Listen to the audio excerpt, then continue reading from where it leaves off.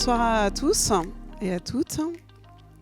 Donc je suis Judith Laure Mamoumani et je suis directrice d'investissement d'un fonds que je suis en train de lancer chez Mirova, une filiale de Natixis. Natixis, c'est le groupe BPCE, c'est un énorme groupe français.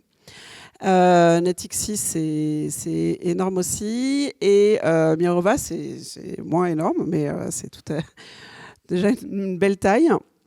Et Mirova, la spécificité, c'est que Natixis y a réuni tous ces aspects de finance durable au sens assez large. Donc c'est ce qu'on appelle une boutique multigestion. Ça fait à peu près, alors je vous le dis dans les grandes masses, 30 milliards d'actifs sous gestion. Sur les 30 milliards, il y en a quasiment 3/4 qui sont de la gestion cotée, donc de la gestion ISR, donc c'est pas du tout mon sujet. Sur le quart qui reste, il y en a une énorme partie qui est de l'infra, donc des énergies renouvelables, transition énergétique, donc ça finance du project finance, des fermes éoliennes, toutes sortes de choses comme ça. C'est pas du tout mon sujet non plus. Et mon sujet, c'est le petit bout qui reste, qui est donc ce qu'on appelle le private assets. Alors je suis désolée, je vais faire beaucoup de franglais. On peut faire l'effort de tout traduire, mais en vrai, comme dans le milieu, en fait, on fait beaucoup d'anglicisme. Je vais essayer de le faire. Quand il y a l'équivalent français, on va le dire en français, mais sinon, je m'excuse par avance, ça fait un peu pédant le franglais, mais bon, c'est comme ça. Donc il y a beaucoup de private assets, donc des actifs privés, mais bon, ça veut rien dire. Et qui sont sur soit tout ce qui est des fonds carbone, de la forêt, etc. C'est pas du tout mon sujet non plus. je resserre. Et donc le bout qui reste, c'est le private equity à impact. Donc là, c'est plus mon sujet. C'est une activité qui a été lancée en 2021 chez Mirova. Qui a été lancé avec comme tout premier fonds en 2021 un fonds environnement de Climate Tech qui s'appelle Mirova Environmental Acceleration Capital, MEAC, dans son petit nom en français, qui a un fonds de 200 millions. Et c'est pas non plus mon sujet. Et moi, le petit sujet qui reste, c'est un fonds que je lance qui est donc à côté du fonds environnement, qui est un fonds qui s'appelle MILE, Mirova Impact Life Essentials. Et quand je dis que je le lance, c'est le timing de cette conférence est vraiment particulièrement parce qu'il a été lancé hier en fait. Donc c'est vraiment, on est en train de lancer la balle là. Et puis, alors, je ne sais pas si je vous présente maintenant ou après. C'est quoi l'ordre des choses? Personnellement, ton parcours? Non, le fond, le parcours, la vie, mon œuvre. Les deux, je pense que tu peux présenter ton parcours et le fond également. Alors, je garde le micro. Alors, le fonds, c'est un fonds qui est dédié à la transition de la société en se disant qu'en fait, c'est bien beau de faire une transition environnementale et c'est déjà un énorme sujet et c'est pour ça que le fonds environnement existe. Mais qu'en fait, si on ne fait pas en même temps évoluer la société, finalement, on a fait la moitié du chemin. Donc, c'est un fonds qui est un fonds cible. Alors, on va en reparler de ce que ça veut dire un fonds cible, parce que pour l'instant, ce n'est qu'une cible de 200 millions d'euros. Ça veut dire qu'on va devoir lever 200 millions d'euros et qui est donc sur 4 axes. L'éducation, la formation, le futur du travail, la santé, la prévention, le bien-être, la consommation responsable et pour terminer, la diversité, l'inclusion et là-dedans, mais en fait beaucoup de tout ce qui est civic tech, etc. C'est un fonds qu'on appelle, alors là, attention, gros mot franglais, du early growth, donc c'est-à-dire que c'est pas un fonds d'amorçage, c'est pas un fonds de private equity dans le sens où c'est vraiment on est vraiment sur la fin de la courbe en J des sociétés, donc qui ont déjà la courbe en J, donc ça veut dire qu'elles ont déjà creusé leurs pertes, et en fait, au bout d'un moment, post-amorçage, elles ont besoin d'un fonds pour accélérer, donc c'est un fonds d'accélération Donc on est vraiment dans cette phase-là. Et on met des tickets entre 5 et 15 millions d'euros, donc, en pure equity, donc en pure action. Et voilà. Et pour vous dire un peu d'où je viens, donc moi, ça fait que 4 mois que j'ai été recrutée pour lancer ce fonds. Avant ça, j'étais en charge du fonds Impact de Maïf, qui s'appelle Maïf Impact, où j'ai eu le bonheur de travailler avec Melchior au fond de la salle. C'était un fonds donc, qui s'appelle un CVC, un Corporate Venture Capital. Donc ça veut dire que c'était uniquement les fonds de Maïf. J'ai fait ça pendant un peu moins de 4 ans. Avant ça, pendant près de 9 ans, j'étais, alors là pour le coup, dans plus côté économie sociale et solidaire, mais à développer les activités d'impact investing, investissement, fonds propres, peu importe comment on l'appelle, dans une structure qui s'appelle France Active, qui accompagne les entrepreneurs engagés. Ça, c'est la baseline. J'ai fait ça pendant assez longtemps, près de 9 ans. Avant ça, j'ai eu un petit passage à Londres. Je faisais du conseil pour des family office, toujours dans l'impact investing. Bon, entre-temps, je me suis perdue quelques mois dans le salle de marché juste pour comprendre où était la sortie. Et avant ça, j'étais déjà chez Natixis comme analyste ISR. Et avant ça, j'étais donc à l'école à Sciences Po en master finance. Donc moi, je suis un pur produit de la finance à impact. J'ai pas vraiment fait autre chose et j'ai pas cherché à faire autre chose à part les quelques mois de perdition en salle des marchés. Donc selon l'époque, le lieu, les années, ça s'appelle finance durable, impact investing, investissement solidaire, investissement durable, blabla. Mais au final, c'est toujours la même chose. Investir, donner du sens aux investissements qu'on fait. À toi, Laurent. Laurent Babu, ravi d'être là. Moi, je suis partenaire chez Ring. J'ai eu la chance de travailler avec Valentine, qui est quelque part dans la salle. Alors nous, on est beaucoup plus petit que Mirova. On est 20 et on est une société de gestion. Donc notre métier, c'est de lever de l'argent auprès de tiers. C'est ensuite de l'investir, d'aider les entreprises chez qui on l'investit à se développer du mieux possible, et ensuite de rendre, entre guillemets, un maximum d'argent aux gens qui nous l'ont confié quelques années plus tôt. La spécificité, c'est qu'on est une société de gestion dédiée à l'impact. Ça fait 3 ans qu'on investit exclusivement dans des sociétés qui ont un impact soit environnemental, soit social.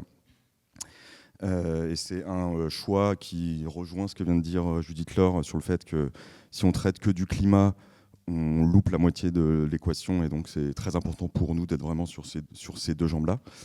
Et donc on a 400 millions d'euros sous gestion qu'on répartit en 3 stratégies qui dépendent juste de la maturité des entreprises dans lesquelles on investit. Donc on a une première poche qui est du pré-seed seed, donc, ou de l'amorçage. C'est un fonds dans lequel on va intervenir auprès de jeunes sociétés de quelques employés qui cherchent quelques centaines de milliers d'euros. Second fonds, qui est un fonds de 70 millions, qui est dédié à la série A, donc des sociétés un petit peu plus matures, qui font entre 1 et 2-3 millions d'euros de chiffre d'affaires. Et ça, c'est le fonds dont je m'occupe avec 2 autres personnes. Et enfin, on a notre plus grosse poche qui est dédiée au... Alors, c'est en quelque sorte du capital développement à impact, ce qui signifie qu'on investit dans des sociétés qui sont assez matures, qui font une dizaine de millions d'euros de chiffre d'affaires et qui ont la particularité d'être profitables, ce qui n'est pas le cas des 2 premières poches dont je parlais. Au global, on a donc ces 400 millions qui nous permettent d'être présents sur une bonne partie de la chaîne de financement. Et en complément de ça, on a créé un fonds de venture philanthropie, donc fonds de dotation, via lequel on va subventionner des associations, partant du constat qu'il y a plein de sujets, notamment sociaux, sur lesquels il n'y a pas de business model et il faut aller accompagner d'une autre manière, et l'écosystème des associations est le bon outil pour faire ça. Et partant du second constat que les entrepreneurs à la tête de ces assos sont encore plus seuls que les entrepreneurs qui montent des boîtes, on va dire, traditionnelles. Et donc on essaye de les financer sur 3 ans, tout en les accompagnant comme on le fait avec nos participations. Et me concernant, donc je suis partenaire depuis 3 ans chez Ring. Avant ça, je fais plutôt des études d'ingénieur il y a une quinzaine d'années. J'ai commencé par le conseil pendant 5 ans où je travaillais que pour des grands groupes et un peu trop loin des sujets stratégiques. Et mon métier avait plus trop de sens. Donc déjà, la première étape, ça a été de me rapprocher de structures de plus petite taille en allant faire de la levée de fonds pour des startups pendant 2 ans. Et ça fait 8 ans seulement pour moi que je suis dans l'impact investing. Donc j'ai fait d'abord 5 ans chez BPI dans le fonds de venture capital Clean Tech, donc dédié à toutes les innovations technologiques avec un impact sur l'environnement.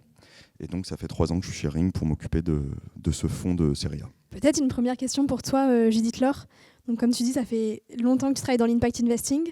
Comment tu as découvert cet univers et est-ce qu'à l'époque tu avais un rôle modèle dont tu voudrais nous parler? Alors, moi, au départ, j'ai fait des études de droit, donc à Assas.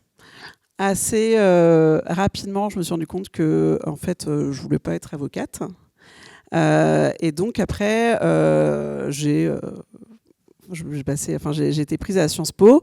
Et à ce moment-là, je ne sais pas très bien comment ça se passe maintenant, mais en tout cas, à ce moment-là, une fois qu'on entrait à Sciences Po, en fait, on pouvait s'inscrire dans n'importe quel master. Donc en gros, on avait le concours et puis après, c'était un peu ouvert. Moi, je voulais vraiment faire de l'humanitaire. Ou du développement durable. En fait, je mélangeais un peu tout ça. Enfin, en gros, je voulais juste trouver une utilité du haut de mes 21 ans, quoi. 20 ans, je ne sais plus quel j'avais. Et en fait, on m'a dit, je sais pas, t'es quoi, t'es spécialiste dans l'eau, tu sais faire quoi concrètement? Je dis, en fait, pas grand-chose. Donc on m'a dit, la finance, c'est peut-être le plus proche de ton sujet. Donc, vraiment master finance et puis, acquérir des compétences, quoi. Ok, d'accord. Bon, alors du coup, je m'inscris en master finance, mais alors vraiment à contre-cœur. Et dans un contexte complètement perso, chez mes parents, chez qui je vivais, je rencontre un vieux monsieur qui était déjà vieux, il avait peut-être 80 ans, tout comme ça, qui en fait avait fondé France Active, qui s'appelle Claude Alfandéry et qui est décédé il y a 2 jours, à 101 ans. Donc ça fait une sacrée vie dédiée à l'innovation. Enfin, on peut faire 40 conférences rien que pour parler de ce qu'il a fait dans la vie. Et donc, il me raconte, je discute avec lui, parce que mes parents me disent va parler avec lui, tu vas voir, ça va être intéressant. Et il me raconte en fait que on n'est pas obligé d'aller dans la finance classique, qu'en fait, lui, c'est un banquier et qu'il avait choisi en fait la finance. Alors, à ce moment-là, ça s'appelait la finance solidaire. Et donc du coup, je me dis, mais en fait, c'est exactement ça que je veux faire. En fait, il y a pas, apporter de l'argent à des gens n'est pas forcément jouer le jeu du capitalisme débridé. En plus, on était à ce moment-là. Moi, je parais un peu vieille pour vous, mais on était en 2008, donc en pleine crise financière. C'était vraiment, on se rendait compte que c'était n'importe quoi en fait. Un peu comme maintenant, franchement. Sauf qu'il n'y avait pas vraiment de cours, il n'y avait pas de master dédié. Donc en fait, j'ai orienté mes cours pour faire ça en faisant un stage à France Active. Et puis plus tard, j'ai rejoint. Donc du coup, c'est vraiment quelqu'un qui, en fait, à un moment te dit, en fait, tu peux faire les choses autrement, quoi. Enfin, il n'y a pas y a rien qui t'oblige à aller faire du M&A. Il n'y a rien qui t'oblige à aller faire rejoindre des grands groupes. Tu peux choisir et ça tient qu'à toi, quoi. Donc voilà, c'est un peu grâce à lui, quoi. Merci pour ce partage, super intéressant. Et j'ai l'impression qu'il y a encore aujourd'hui des métiers qui sont plus poussés que d'autres en école de commerce. On a un ancien membre de Reboot, Théo, que je salue, qui a fait un article là-dessus sur pourquoi on nous pousse à faire des carrières en M&A et on pousse beaucoup moins l'impact investing. Donc c'est un très beau message. Je continue, Laurent. Tu as dit tout à l'heure que tu avais lancé un fonds avec vocation d'avoir un impact positif à la fois social et environnemental. Est-ce que tu peux revenir sur cette jeunesse de création et peut-être l'idée sous-jacente dont tu parlais tout à l'heure. Alors, juste une précision, moi j'ai rejoint le fonds 3 mois avant qu'il existe, donc c'est pas moi qui suis vraiment le responsable de tout ce truc-là. Je précise juste ça. En fait, on voit beaucoup de fonds climat qui se lancent. C'est un sujet qui est devenu tellement évident depuis quelques années, ce qui est une très bonne chose. Mais en parallèle de ça, on voit une tendance assez forte qui est que les inégalités sociales n'ont jamais été aussi fortes que ces dernières années. Et le dérèglement climatique ne peut qu'accentuer ça, parce que, c'est les pays les moins développés qui vont en souffrir en premier lieu. Même en France, c'est les personnes les plus précaires qui en souffrent avant les personnes qui ont la chance de ne pas avoir de problème d'argent. Et on trouvait que c'était quand même un peu contre-intuitif de se présenter comme un fonds d'impact et en fait de devenir un fonds climat. Donc ça, je dirais, c'est un peu les convictions propres des gens de l'équipe qui ont fait ça.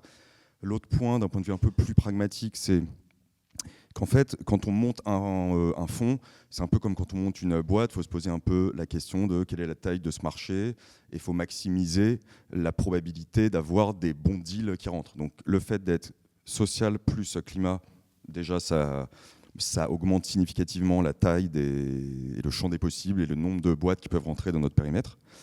Et en plus de ça, on voit là sur le fonds dont je m'occupe, qui existe depuis 3 ans, on a fait 15 investissements. Et en fait, le fait d'avoir ces deux jambes nous permet de diversifier un peu notre risque, parce qu'on a des sociétés qui ont des profils assez différents. Ce que je veux dire par là, c'est une société qui est dans le climat, dans ce qu'on appelle les deep tech, donc des grosses innovations de rupture. C'est des boîtes qui ont un très fort risque, mais un très fort reward. Donc ce qu'on regarde souvent, c'est le couple entre le niveau de risque et le gain potentiel qu'on peut faire, aussi bien sur l'impact que sur la performance financière. Donc, quand on investit dans une boîte qui veut trouver une innovation de rupture dans l'environnement, on peut gagner très gros si la technologie marche, et on peut aussi tout perdre de manière tout à fait probable, quoi. Sur l'éducation, il y a aussi d'autres modèles un peu moins risqués, notamment des organismes de formation avec un angle impact très clair. Et ça, c'est des entreprises qui vont plutôt, a priori, ne pas nous permettre de faire x100 sur notre mise, mais de manière un peu plus probable, faire x3, x4, et avec un risque de faillite qui est beaucoup plus faible. Donc le fait d'être sur ces deux pattes nous permet d'avoir un terrain de jeu qui est un peu plus important. Et en termes d'impact, comme finalement les KPI que l'on suit sur chaque boîte ne sont pas les mêmes, c'est très important pour nous d'aller aussi bien traiter de sujets de formation, d'éducation, que de sujets climat, économie circulaire. Donc c'est à la fois un choix de conviction et un choix un petit peu plus pragmatique, je dirais. Et est-ce qu'il y a un deal environnemental, social, ou les deux, que tu aurais rêvé faire ? Une boîte emblématique à laquelle tu penses ? Alors, le type de boîte qu'on fait un peu moins que les autres chez Ring, c'est justement les sujets deep tech. Parce qu'en fait, souvent, quand des gens, notamment des scientifiques, s'attaquent à des sujets vraiment d'innovation lourde, ça nécessite souvent beaucoup de capital, du capital très patient. Et notre fonds de 70 millions, c'est en fait un petit fonds par rapport à la plupart des fonds qui vont aller essayer de suivre dans le temps des innovations vraiment très fortes. Donc, c'est plutôt des deals deep tech c'est le fait de ne pas avoir fait beaucoup de deals deep tech qui me frustre un peu. Je pense à une boîte comme Dioxycle qui est une boîte française qui capture du carbone dans les usines et qui le transforme en d'autres produits, de l'éthylène par exemple, qui ensuite est réutilisé dans des process industriels et qui nécessite des gens avec des gros cerveaux et beaucoup de motivation pour faire ça. Donc ce genre de boîte, j'aurais bien aimé en faire plus. Et après, il y a des sujets qui sont un tout petit peu loin de nos bases, qui sont notamment des sujets avec un fort impact sur la santé, sur des biotech. Et là, il y a des choses absolument passionnantes qui se passent, mais qui sont un peu plus loin de nos bases. Et c'est pas trop mes compétences d'aller juger des innovations sur ces domaines-là. Merci. Je suis curieuse, Judith Laure, est-ce que toi aussi tu as un appétit particulier pour la deep tech ou pour d'autres sujets et des boîtes emblématiques ou des sujets dans lesquels tu n'as pas pu investir pour l'instant ? Pour l'instant, effectivement. Non, la deep tech, je n'ai pas vraiment de compétences, je laisse ça à d'autres, chacun son truc. Moi, il y a une boîte qui est dans le portefeuille de Laurent sur laquelle je lorgne, mais il le sait parce qu'en fait, j'en ai parlé plein de fois, donc j'attends juste qu'il fasse une levée. Je peux parler de ton portefeuille ou En fait, alors, je vais vous raconter comment j'ai découvert cette boîte et comment je harcèle Laurent pour lui dire « Vas-y, mets-moi en lien ». Donc, en fait, il y a un podcast sur France Inter que j'adore, qui s'appelle « Le code a changé ». Et tu sais de quoi je vais parler. Je pense, mais vas-y. Et le code a changé. En fait, ils ont à un moment, donc je ne sais pas si vous connaissez ce podcast, c'est hyper sympa à écouter et ça traite de plein de sujets sur le numérique, sur la techno, mais de façon hyper accessible. Alors moi, je suis pas ingé, hein, donc il faut vachement vulgariser pour m'expliquer un truc. Et un des épisodes, alors assez vieux, mais vous pourrez le retrouver assez facilement, c'est sur la question de la modération des contenus haineux en ligne. Et donc, c'est une boîte qui s'appelle Bodyguard. Alors, je n'ai aucune idée, je regarde Laurent qui est au Poker Face, je n'ai aucune idée si la boîte marche bien en termes de chiffre d'affaires, d'EBITDA, de machin. Donc oui, ça va, c'est bon, tant mieux, ok. Mais en tout cas, je trouve que moi, pour mes sujets, mes problématiques, c'est-à-dire beaucoup comment en fait la techno peut être utilisée pour, ça fait un peu bisounours de dire ça, mais on va dire pour faire le bien. Comment l'IA peut être aussi un peu utilisée, pas uniquement pour nous vendre plus de produits, mais aussi pour avoir un numérique plus inclusif, etc. En tout cas, quand on écoute le podcast, on ne peut que aimer la boîte. Donc, mais apparemment, ils ne sont pas encore enlevés. Donc, c'est pas que j'ai pas investi, c'est que j'ai pas encore investi. Donc, affaire à suivre. Ouais. Une autre question, quels sont les principaux clichés que vous avez pu entendre sur la finance à impact, notamment les clichés qui peuvent comparer la finance traditionnelle avec la finance à impact ? Il y en a plein. Alors, des clichés. Alors, faut garder le sourire quand on pitch un fonds à impact auprès de LPs. Donc, les LPs, c'est les investisseurs qui potentiellement, qu'on va chercher pour qu'ils investissent. Donc, on leur présente le fonds. Là, pour le coup, on est vendeur. On est vraiment très, très, très... et au bout de 10 minutes, on comprend qu'ils ont compris qu'on faisait de la philanthropie. On laisse déjà... Ah ouais, d'accord, en fait. Donc, ils disent, donc, votre fondation... Non, c'est pas une fondation, c'est un fonds. Oui, donc, en fait, votre fondation... Non, toujours pas, non. Donc, voilà. Donc, en fait, moi, selon à qui je parle, en fait, y a des trucs que j'accentue clairement. Ça, c'est normal. Quand on vend un truc, on vend sa sauce. Et clairement, moi, je leur dis, non, c'est pas du tout, en fait, c'est pas anecdotique, en fait. Quand on fait des trucs de santé digitale, quand on fait des choses, je sais pas moi, de climate tech, etc., c'est pas anecdotique. Donc, c'est pas des micro-marchés. L'inquiétude, c'est toujours, en fait, d'une profondeur de marché très petite. Donc, au bout d'un moment, quand je leur dis, non, moi, quand je regarde la santé digitale, je pense qu'il y a quand même quelques sujets, quoi. Et ils disent, ah oui, d'accord, ok. Donc, en fait, c'est des clichés, mais qu'on essaye de casser. Après, en vrai, ceux qui pensent qu'on fait de la philanthropie, on peut dire ce qu'on veut, ils ne changent pas d'avis. Donc, peut-être pour rebondir là-dessus, juste pour clarifier les choses, et je suis évidemment complètement d'accord avec ce que vient de dire Judith Laure, mais il y a certains fonds qui, notamment, viennent de l'économie sociale et solidaire, qui ont des objectifs de performance financière qui sont moins élevés, et c'est très bien, et il faut ce genre de fonds pour un certain type de boîte. Nous, notre métier et notre but chez Ring, c'est finalement de montrer aux gens qui nous confient de l'argent qu'ils vont faire au moins la même performance qu'en mettant dans un fonds de VC classique. Quand je dis au moins, c'est important parce que on pourrait déjà, essayer de convaincre les gens que la performance sera la même. C'est déjà une étape importante pour pas mal de potentiels LP, mais je pense que ça peut aller encore plus loin parce que, quand on est dans un fonds d'impact, on traite de vrais sujets et on se dérisque de modes comme le Web3 qui a pu passer ou des sujets qui sont pas des vrais sujets et qui meurent de leur belle mort, quoi. Et ensuite, et vous êtes bien la preuve de ce que je vais dire, il y a de plus en plus de jeunes diplômés, de personnes qui ont des talents, qui bossent dans des grosses boîtes et qui, à un moment de leur carrière, se disent « mais en fait, je veux juste une boîte qui a du sens ». Donc, il y a tout un mouvement de gens très talentueux qui vont de plus en plus vers les boîtes d'impact. Donc, c'est quand même le cœur du sujet pour faire une boîte qui marche, c'est d'avoir des gens qui sont bons, quoi. Donc, finalement, si on est un peu plus optimiste, on peut se dire que les performances des fonds d'impact vont être encore meilleures que celles des autres fonds parce qu'ils auront les meilleurs talents et ils auront des gens encore plus motivés, quoi.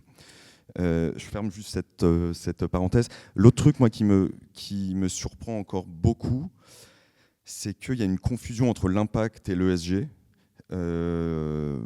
C'est pas du tout la même chose, hein, juste pour être clair. L'impact, c'est quoi? L'ESG, c'est comment? Donc, l'ESG, c'est un ensemble de bonnes pratiques que n'importe quelle boîte peut et voire doit suivre sur plein de sujets qui sont clés, hein, mais sur la parité, la gouvernance, la répartition de la valeur et autres. Mais ça s'applique aussi bien à un bodyguard qu'à Philip Morris, quoi. Et en revanche, l'impact, c'est mettre un impact quantifiable, environnemental ou social au centre de sa stratégie. Donc, c'est deux sujets qui n'ont pas grand-chose à voir et on peut très bien être dans des cas où une boîte comme Philip Morris est très douée sur plein de sujets autour de l'ESG et des boîtes d'impact sont menées par des gens qui sont nocifs, qui traitent extrêmement mal leurs employés. Donc il y a vraiment deux sujets qui n'ont rien à voir et ça c'est une confusion qui est un peu trop présente selon moi. Et comment est-ce que vous avez choisi la typologie d'entreprise que vous souhaitiez accompagner, d'une part en termes de chiffre d'affaires, de maturité, et d'autre part, quels sont les business models, les modèles d'affaires que vous regardez le plus et que vous souhaitez accompagner dans vos deux fonds? Alors, non, déjà, le genre de boîte, la maturité, etc. Alors, encore une fois, moi, j'étais recrutée. La thèse était déjà grosso modo posée. En tout cas, je savais que c'était déjà du early growth et c'est pour ça aussi que j'y suis allée. Donc, c'est plutôt moi qui ai choisi d'aller vers le fond plutôt que ça se fait un peu comme ça aussi. Alors, sinon, la question aussi, c'est pourquoi en fait on a choisi de faire un fonds de early growth, aussi ça. En fait, moi, j'ai été dans de l'amorçage avant. Et ce qui est ce qui est hyper bien, on accompagne des boîtes très tôt. Et en fait, là, on avait aussi un peu chez Mirova le sentiment qu'il y avait un petit trou en fait dans la raquette de financement et que finalement, il n'y avait pas beaucoup de fonds qui étaient capables de mettre des tickets de 5 à 15 millions dans des boîtes à impact. Et on a pu voir, alors je n'ai pas d'exemple parce que je ne vais pas donner des noms pour montrer les mauvais élèves, mais de boîtes à impact qui en fait ont très très bien réussi et c'est super, enfin c'est ce qu'on se souhaite tous. Et juste en fait, il n'y a pas de fonds à impact derrière pour suivre parce que faut les avoir les 200 millions, faut les lever c'est quand même beaucoup donc si t'as pas une grosse structure derrière, c'est pas facile quand même quoi. Et donc du coup qui après sont repris et ou par des fonds pas du tout à impact où la mission est un peu dévoyée. Donc du coup on se disait on a peut-être une carte, on a peut-être un positionnement à aller sur ça. Après pour tout ce qui est des modèles d'affaires, nous on n'a pas de modèle en disant voilà on veut que ça ou on veut que ça en fait. Moi dans les faits, aussi c'est parce que c'est quoi l'expression de chat échaudé craint l'eau froide, ça, un truc comme ça.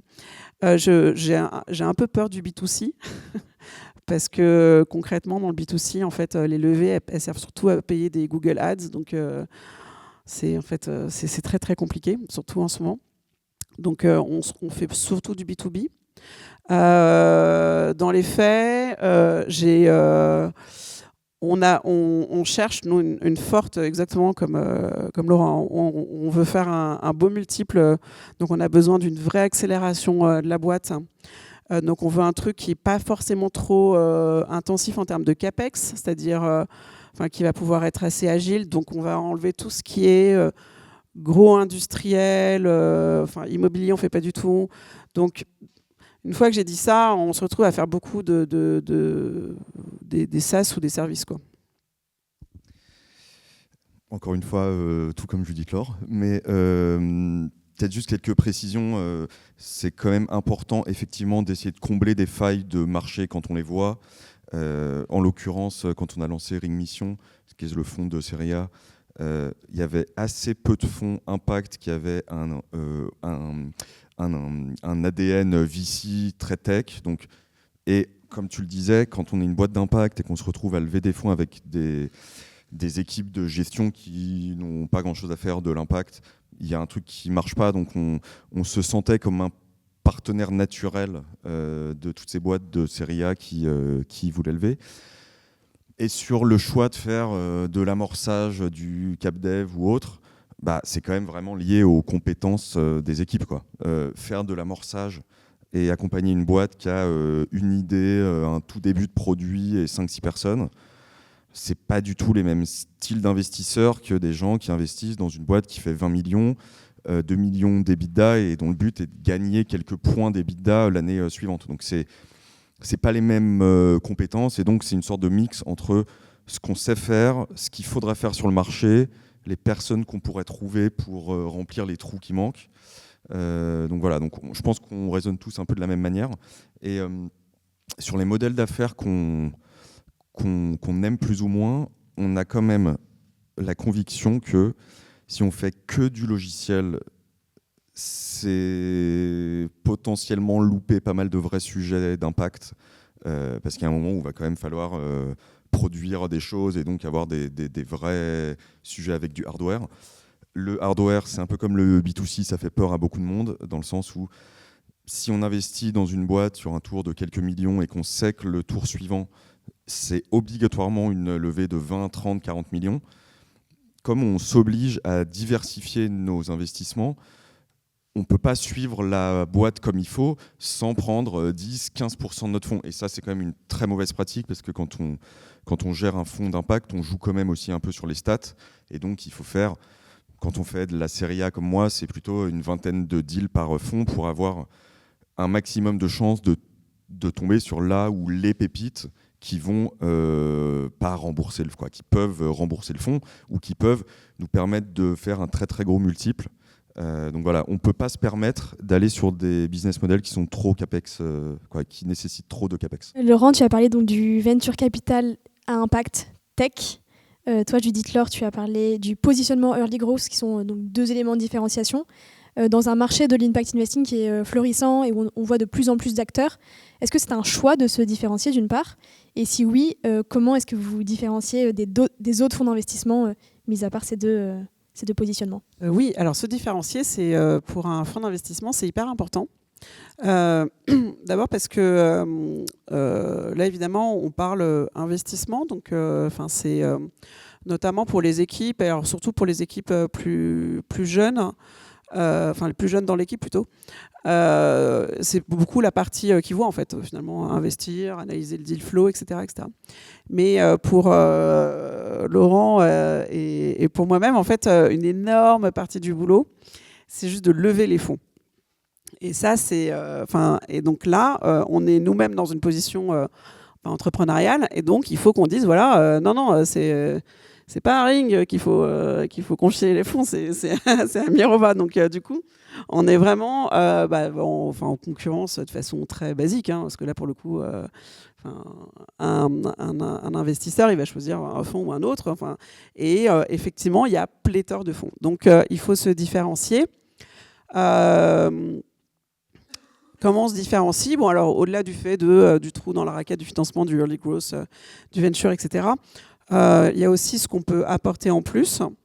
Bon, moi, je vais pas vous vendre Mirova, parce que je suis pas ici en train de lever des fonds, mais je vous dirais la force de frappe de Mirova, l'image, on est pionnier dans l'impact. Il y a une équipe d'analystes ESG impact qui sont absolument dédiés en fait à ça. Donc, moi, qui suis passée par d'autres structures, il y a quand même une vingtaine de personnes qui sont dédiées à ça. Donc, c'est méga précieux.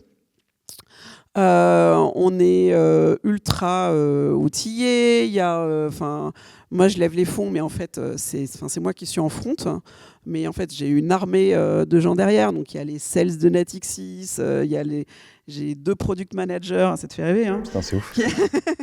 J'ai 2 product managers qui font ça. Il y a un mec qui est uniquement dédié à répondre aux questions des investisseurs. Donc, moi, je fais les premiers rendez-vous et après, hop, je passe. Donc, c'est du coup, évidemment, en fait, il y a une force de frappe énorme parce qu'en fait, on est juste super nombreux, en fait. Et puis, c'est le paquebot, quoi. Maintenant, je sais pas, je veux pas survendre en fait notre capacité à accompagner, à machin et tout, parce qu'en fait, en vrai, franchement, Ring, ils font pareil.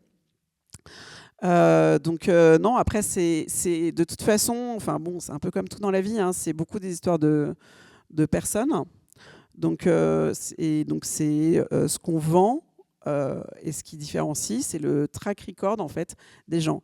Alors, c'est très compliqué parce que un peu, c'est ouais, mais en même temps, moi, si je commence, j'ai pas de track record, et si j'ai pas de track record, en fait, je risque pas de commencer, donc c'est un peu toujours pareil. Donc, en tout cas, ce qu'on vend, c'est l'expérience, c'est l'équipe d'investissement. Tout pareil. Vas-y, dis tout pareil. C'est évident, mais non, pour ajouter un point, je pense que sur l'impact, on a quand même vu ces dernières années de plus en plus de fonds qui n'étaient selon moi pas des fonds d'impact, essayer de rajouter cette petite touche, essayer d'être très bon en termes de marketing là-dessus, de vouloir absolument faire 1 ou 2 deals sur de l'impact pour pouvoir justifier aux fonds suivants qu'ils pouvaient prétendre à prendre de l'argent dans des poches d'impact.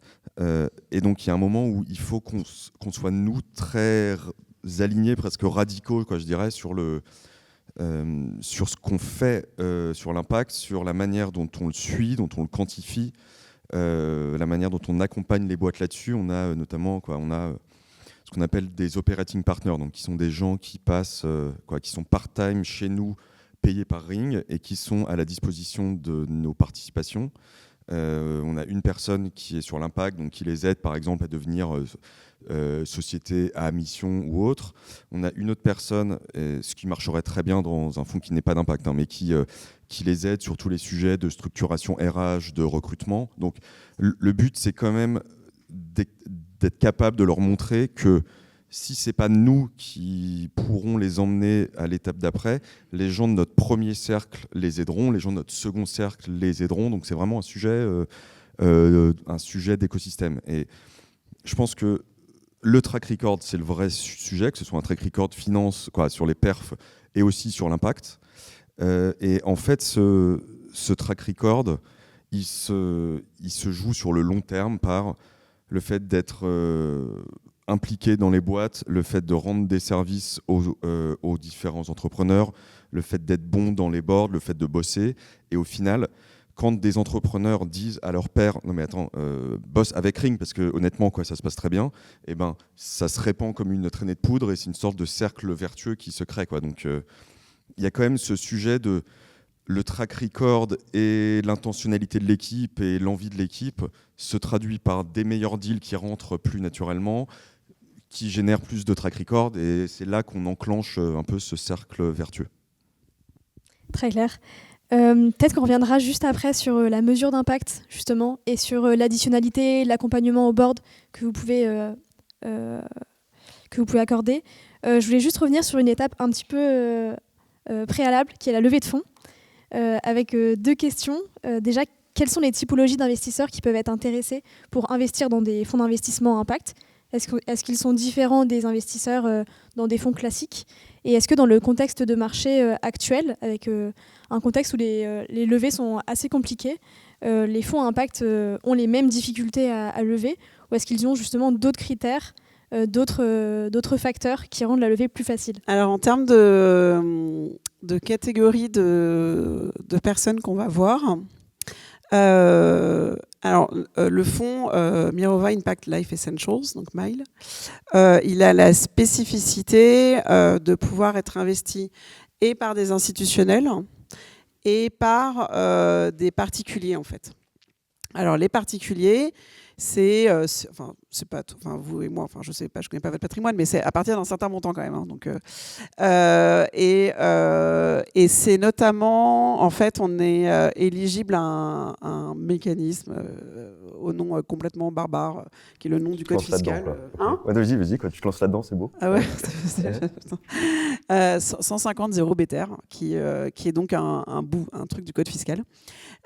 Qui dit que en fait, quand un entrepreneur a vendu sa boîte et a fait une plus-value, les produits de cette plus-value, s'ils sont réinvestis dans du private equity et sous des conditions, alors il faut que ce soit en France, il faut que ce soit dans des fonds, etc., il faut que ce soit bloqué, patipata, il a un report en fait de fiscalisation, ça se dit, non, de fiscalité. Et donc, du coup, c'est assez avantageux, quoi. Donc, nous, le fonds peut accueillir ce genre de profil, et c'est pas anecdotique. Pour vous donner, alors évidemment, je ne sais pas combien ça va représenter sur mon fonds, mais sur le fonds jumeau, le fonds environnement, qui vient juste de terminer sa levée à un peu plus de 200 millions. Au passage, terminer sa levée, c'est-à-dire que ça fait 2 ans en fait qu'ils sont levés. Hein. Le timing classique en fait, c'est pas en quelques mois. Il y a à peu près un tiers qui vient de ça en fait, des particuliers. Donc là, nos contacts, c'est le monde merveilleux de la banque privée, des gestionnaires de patrimoine. Donc là, typiquement, le discours, c'est pas exactement le même que quand on va parler à la Banque des Territoires, etc. Peut-être qu'ils sont, certains du moins, un peu moins enclins à l'impact. Donc voilà, donc on est sur 2 arguments. Après, donc moi, c'est institutionnel. Donc là, il y a les gros institutionnels. Banque des Territoires, BPI, le Fonds européen, le FEI, la Banque de France. Donc ça, c'est la catégorie macro institutionnelle. Après, il y a toutes les banques. Hein. Voilà, toutes les banques que vous connaissez, hein, BNP, Société Générale, enfin toute la clique, quoi. Qui investit, qui cherchent en fait des fonds de fonds. Donc eux, c'est les gestionnaires de fonds de fonds. Après, il y a toutes les assurances.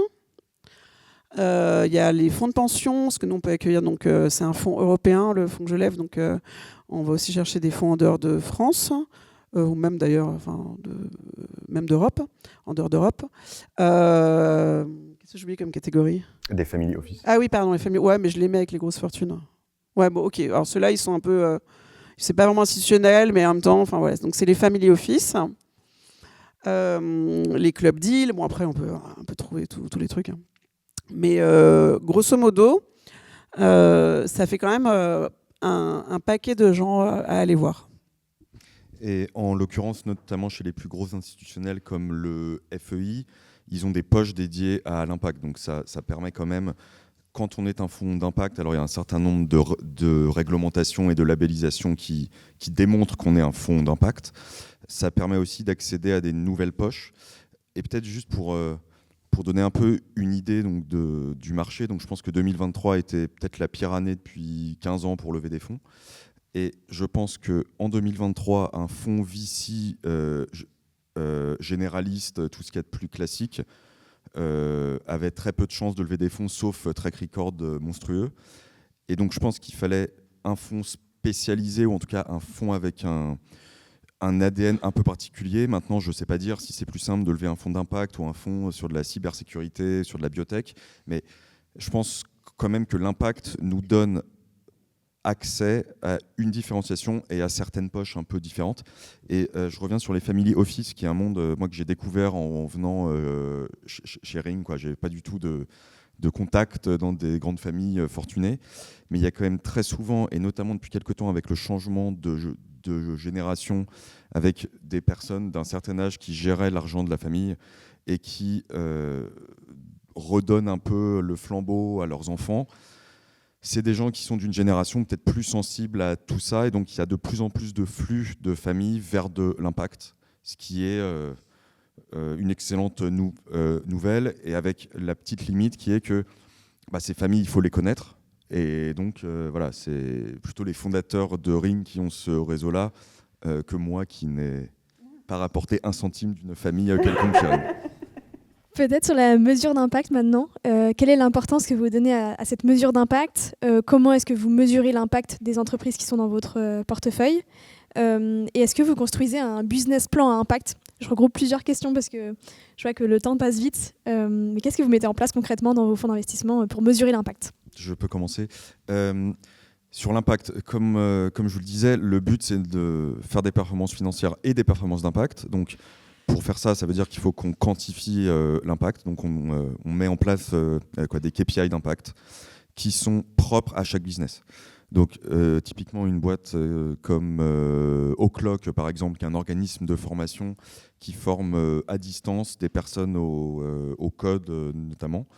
Ce qu'on suit, c'est le nombre de personnes formées, le nombre de personnes qui ont un job 6 mois après la formation, le pourcentage de chômeurs qui suivent ces formations, le pourcentage de personnes en zone rurale qui suivent ces formations, parce qu'en zone rurale, il n'y a pas de bootcamp comme on peut en trouver là, et donc le fait d'être à distance permet de faire ça. Donc ça, c'est un certain type de KPI, et sur une boîte plutôt avec un impact environnemental, donc par exemple Soil Capital, qui aide les agriculteurs à transitionner vers l'agriculture régénératrice, on va suivre le nombre d'agriculteurs qui sont clients, le nombre d'hectares qui ont transitionné, la quantité de CO2 qui a été stockée dans le sol grâce à ces nouvelles pratiques. Donc vous voyez assez vite que c'est absolument pas comparable et qu'il faut du coup définir pour chaque deal des KPI d'impact. Et ces KPI, ils ont une conséquence hyper forte sur l'équipe qui gère le fonds.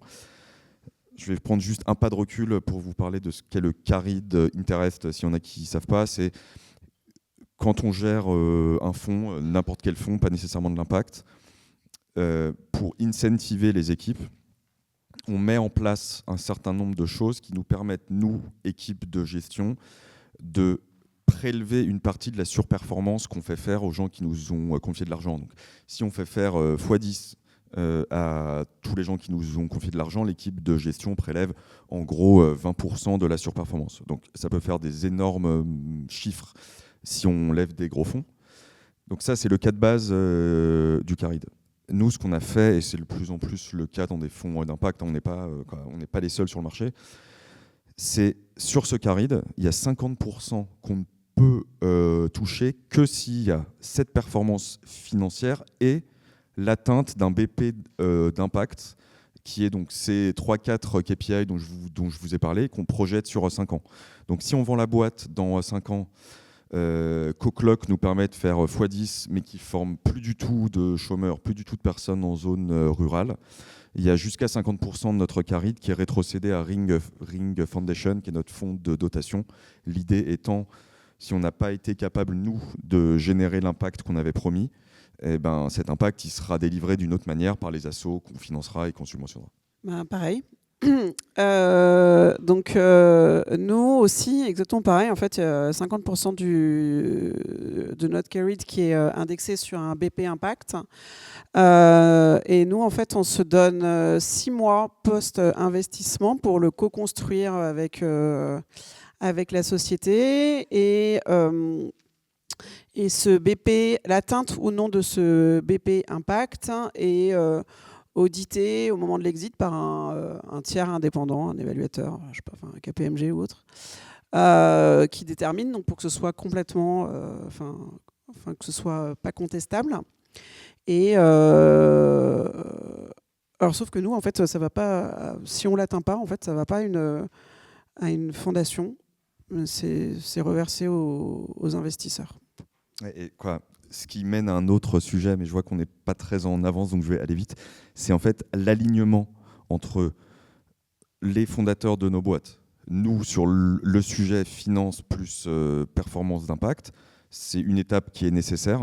Mais comment est-ce qu'on arrive à aligner aussi les LPs sur ce truc-là? Et là, ça peut être même un peu contre-intuitif parce que tu peux avoir des cas où il y a moins d'impact, donc eux, ça leur fait une plus grosse plus-value. Je suis tout à fait d'accord, en fait. Mais on ne l'a pas fait pour une pure question de structuration du fonds.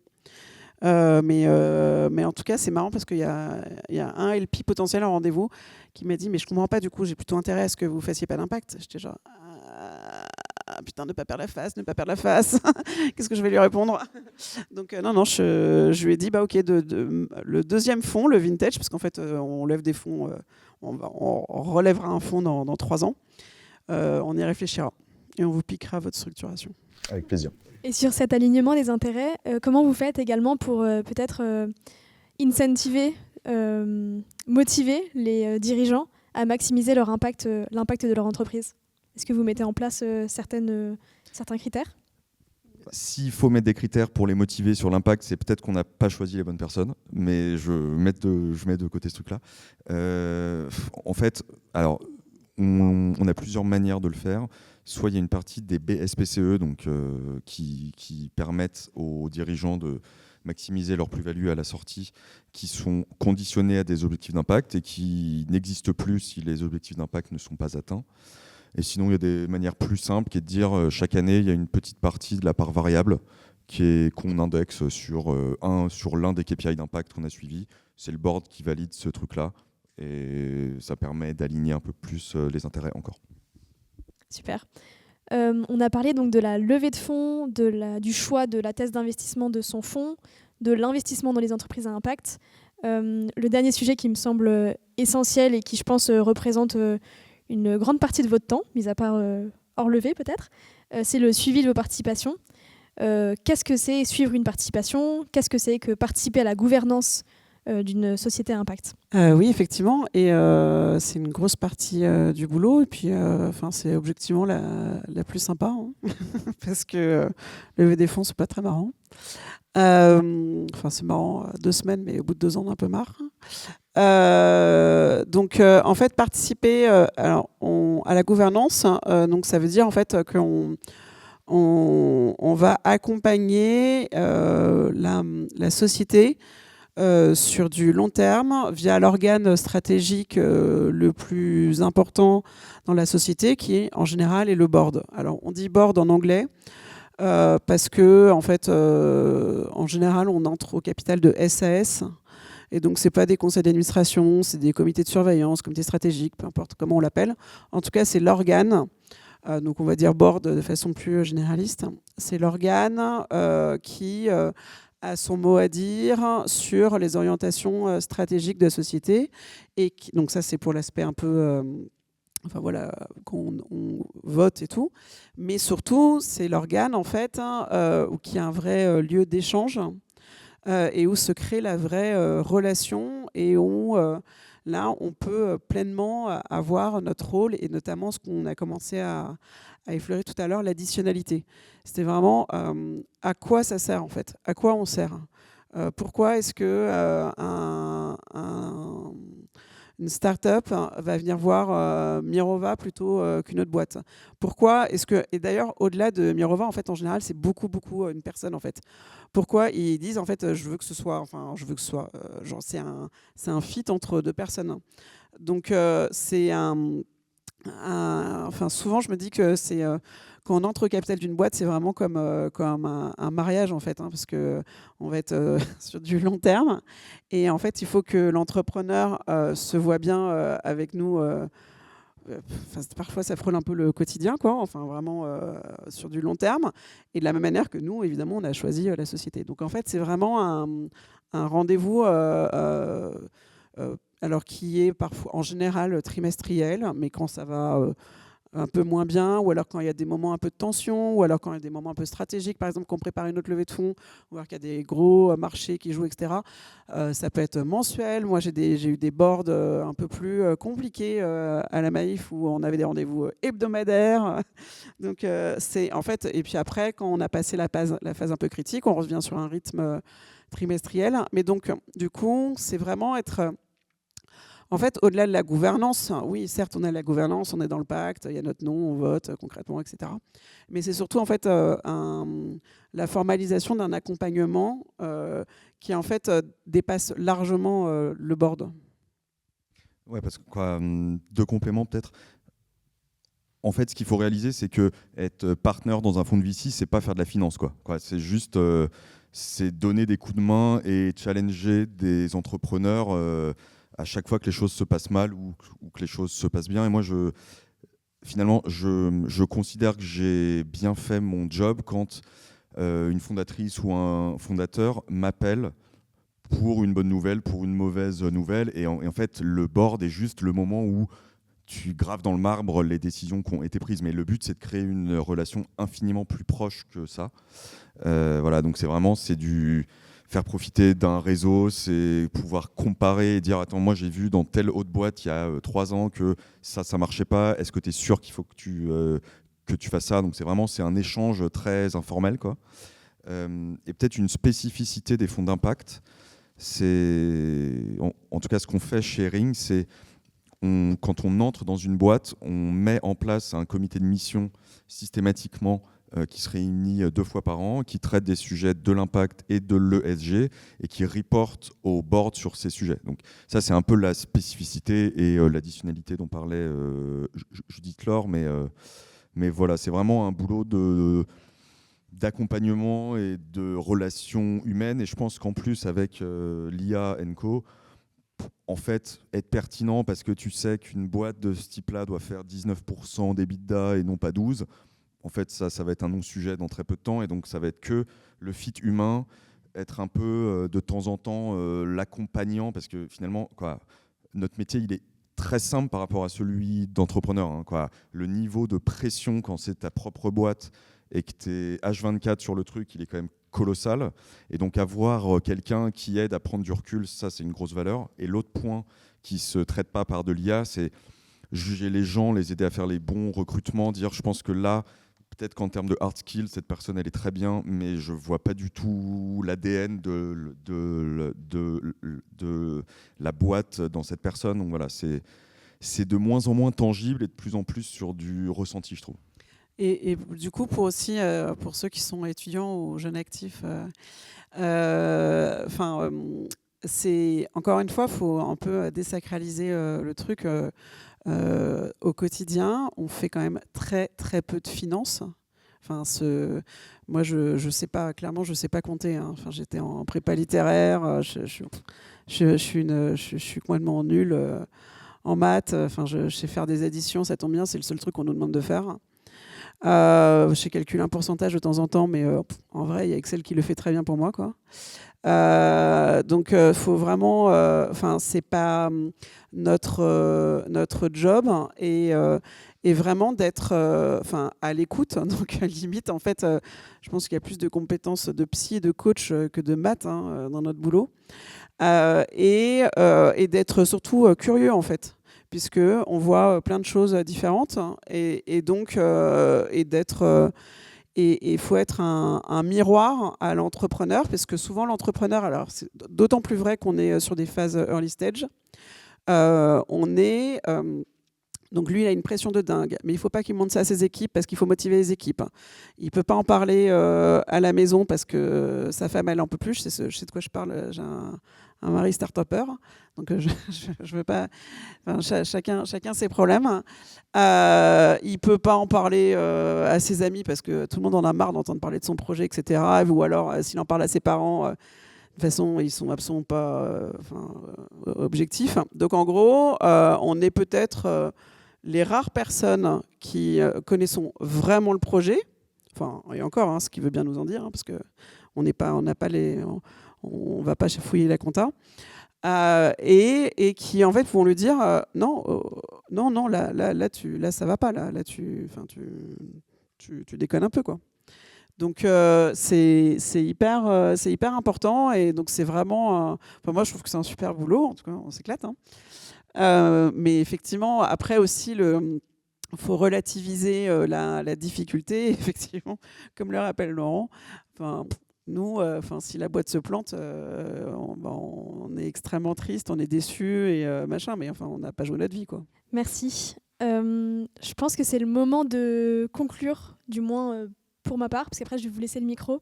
Ce que je retiens de l'échange, c'est 3 messages principaux. D'une part, c'est qu'il n'y a pas de parcours linéaire et unique pour travailler dans l'investissement impact. Il n'y a pas besoin d'être nécessairement très matheux ou d'avoir fait X années en M&A, et qu'il faut plutôt essayer de développer ses qualités d'écoute et de curiosité. Donc ça, c'est un message, parce qu'il y a beaucoup de jeunes dans la salle ce soir. Le deuxième message, c'est que les fonds impact regroupent une galaxie de fonds, tous très différents des uns des autres, et qu'on a aussi besoin de cette multiplicité d'acteurs à tous les stades de développement, qui ont chacun et chacune leur spécificité pour faire en sorte que le secteur se développe.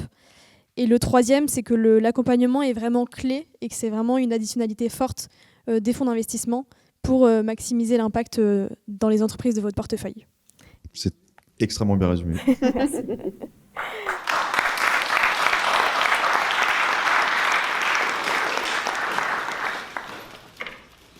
Maintenant, est-ce que vous avez des questions de votre côté ? J'espère que oui.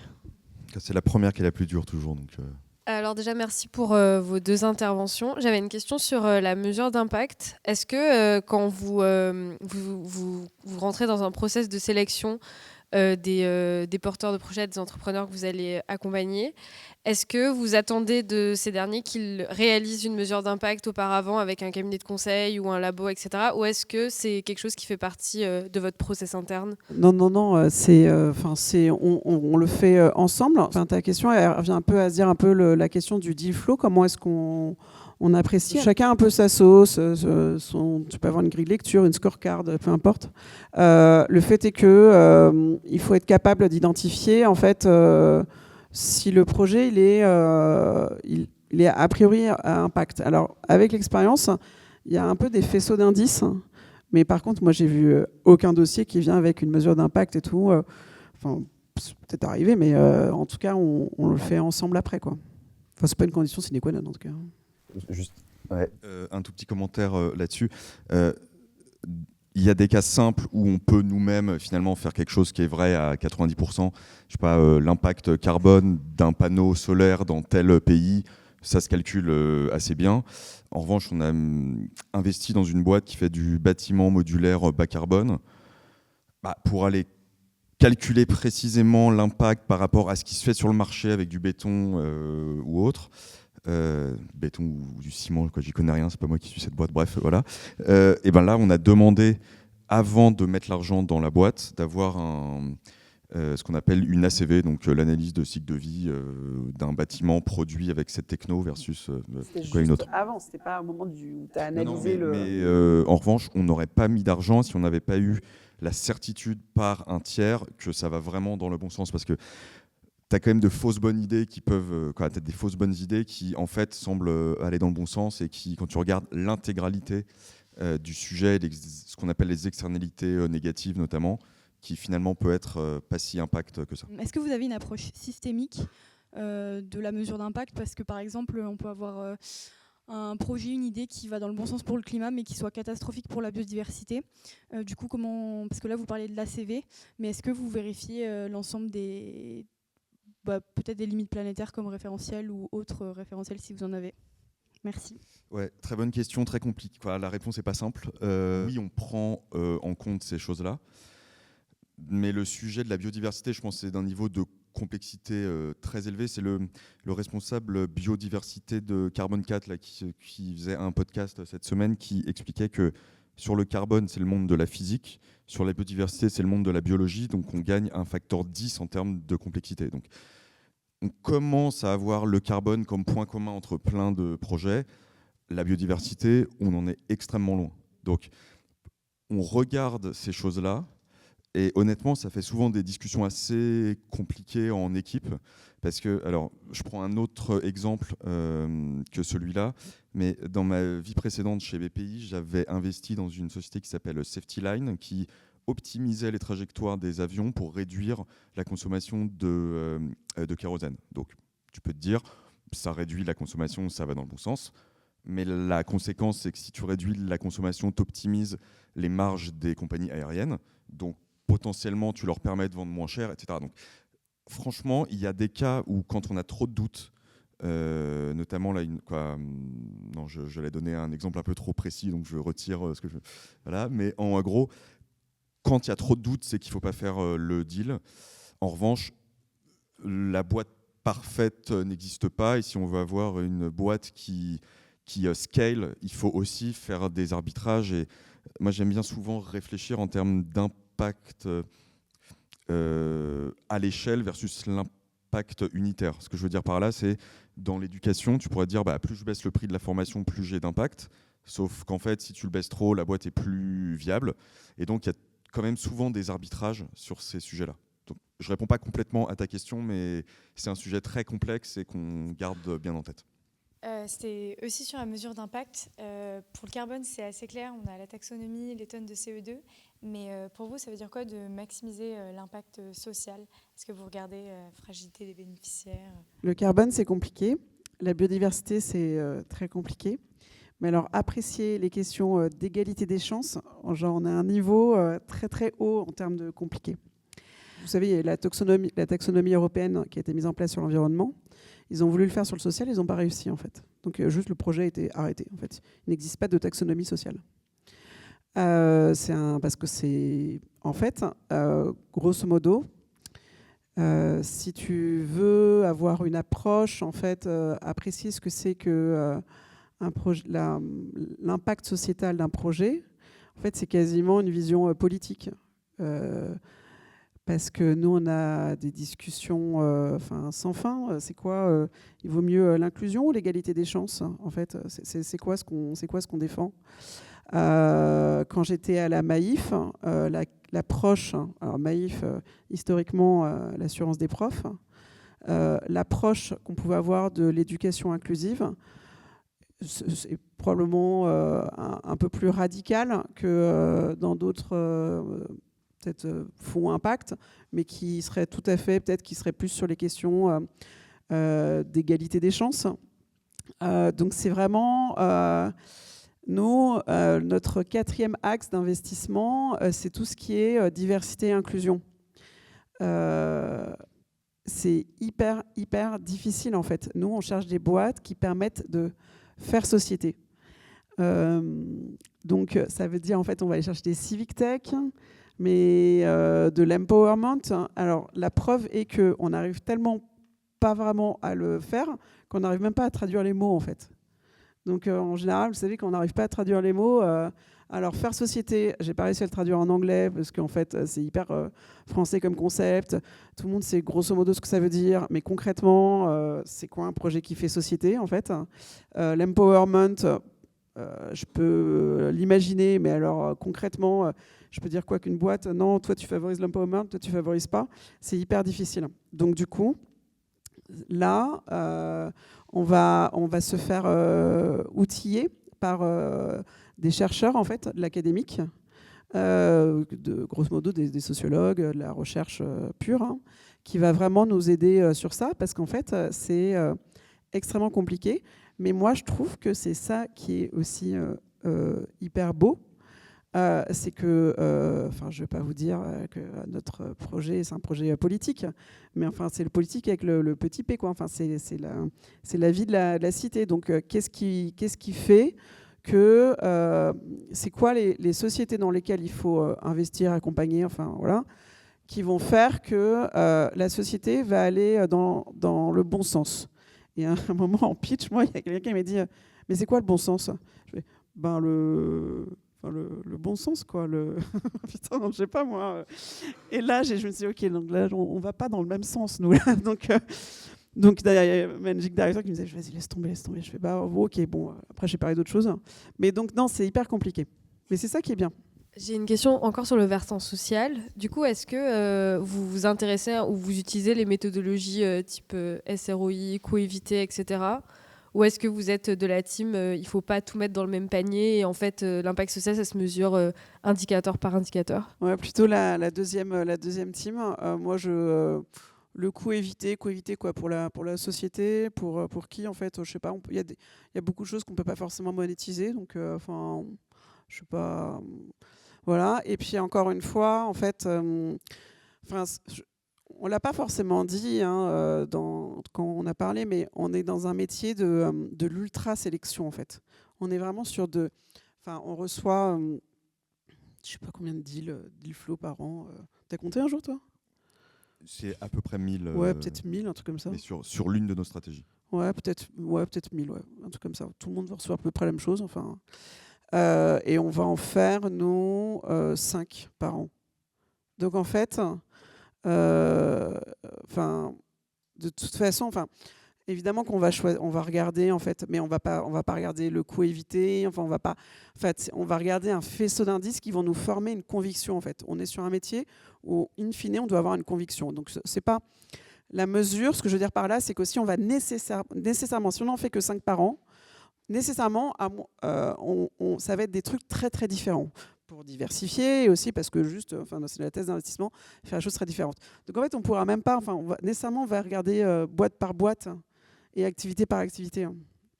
Et un commentaire de plus, on est dans l'obligation morale et réglementaire de mesurer l'impact, mais il y a aussi un truc qui est un concept un peu plus fumeux, mais qui est, selon moi, le sujet central, qui est l'intentionnalité du management et l'intentionnalité de l'équipe d'investissement. Donc, il y a un moment où, oui, il faut prendre des risques sur le business, ça c'est le métier de tout fonds d'investissement, et il faut aussi un peu prendre des risques sur l'impact parfois, où il y a des moments où, je sais pas, tu investis dans une boîte hyper jeune, tu es obligé de faire le pari que effectivement l'impact que tu as projeté, ce sera celui-là. Et le lien avec ta question, c'est qu'en fait, il y a des moments où il faut faire des proxys et il faut être pragmatique. Et si l'intentionnalité est là, que l'impact, on le voit et on le mesure, il y a un moment où on ne peut pas aller trop loin non plus parfois.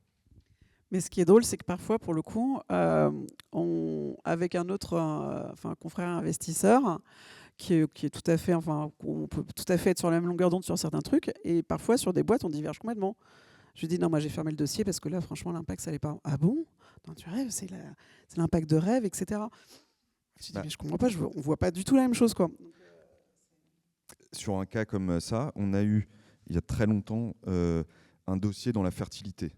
Donc tu peux te dire, en plus avec les perturbateurs, le sujet de la fertilité est évidemment de plus en plus un problème et le sera de plus en plus dans les prochaines années. Et on a quand même eu l'un de nos advisors qui nous a dit mais en fait c'est pas de l'impact quoi. On a besoin d'avoir moins de monde sur cette planète, donc va pas aller trouver des solutions. Tu vois, donc il y a des cas très particuliers qui génèrent des discussions un peu lunaires parfois, mais voilà, qui démontrent qu'il y a un petit côté très valeur perso aussi, c'est quoi dans l'impact. Est-ce que dans vos tests d'investissement, vous avez une préférence pour une prise de participation plutôt majo ou mino? Et si vous faites les deux, est-ce que vous voyez une vraie différence au quotidien disons dans l'impact et dans l'accompagnement que vous pouvez avoir avec vos participations? C'est que minoritaire. Après, on est des gros minoritaires. Donc, ça veut dire qu'on va prendre quasiment 30% du tour, enfin de la société. Par contre, effectivement, on est majoritaire dans le tour. Donc, on sait qu'on est en lead ou co-lead. C'est rare dans nos genres de fonds d'être majoritaire quand même. Enfin, on n'a pas vocation à racheter les boîtes. Je sais pas, tu es majoritaire toi? Non, c'est la même chose pour nous. Donc je ne peux pas te dire la différence.